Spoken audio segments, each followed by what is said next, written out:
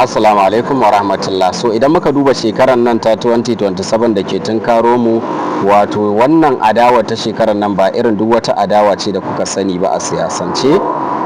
So duba da abin da yake faruwa shine za ku kalli cewa an samu canji da kuma yanayin yadda jam'iyya mai mulki ke ƙara ƙarfi, sannan kuma duk wata jam'iyya da ta yunkuro ta ce za ta yi adawa da APC sai kun ga ta samu matsala. So yanzu an gama kes din Nafi'u, ko in ce ma ba an gama ba, so ana cikin kes din Nafi'u, su Kwankwaso Peter Obi sun fice daga ADC sun koma jam'iyyar NDC. So ita ma NDC yanzu akwai wanda yake kalubalantar cewa ita ma ba a kafa ta kan daidai ba ko wani abu. Shi bai ma ce shi ba shi ne ciyaman ba ko wani abu, amma yana ma ikirarin cewa zai yi karar su jam'iyyar NDC din kan cewa wato wai rajistar ta ba daidai ba ne da dai wasu muhimman abubuwa haka. So irin haka za mu iya cewa lallai dimokuraɗiyya na cikin barazana a Najeriya, sannan kuma za mu iya kallon cewa so wannan rarrabuwar da aka yi so kamar ƙara ma ita APC ma ƙarfi ne. Kuma mutane da dama suna nazari kan irin wannan matsaloli da ake wato kawo wa su jam'iyyun adawa kenan.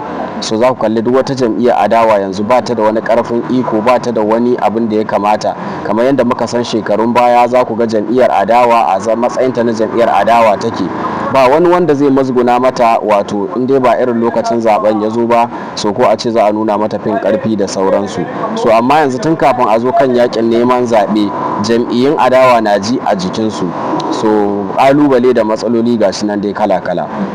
Kun ga kenan ana zargin cewa su Kwankwasa sun fice, so sun koma wannan jam'iyya, to can din ma inda za su je ga irin abin da ke biyowa baya. So dole ne fa sai dai a haƙura a zauna a cikin waɗannan jam'iyyu. So ba wata jam'iyyar da za a je a ce yanzu wai ba ta da matsala da gwamnatin tarayya. Su Kwankwason su Obi din, wato su ne ita jam'iyya take kallo cewa da sun shiga dole ne sai an kirkiri wata matsala da za a kawo ma wannan jam'iyyar, domin su mutane suke bi ba wai jam'iyyar ba. In a yau Kwankwasa zai shiga kowace irin jam'iyya ce, za ku ga wannan jam'iyyar ta samu mutane sun shiga wannan jam'iyyar, wato domin dai su Kwankwasa, Obi, Atiku, waɗannan mutanen su ne jam'iyya. Da zarar sun ce za su shiga jam'iyya, to a lokacin jam'iyyar nan za ta yi Boston.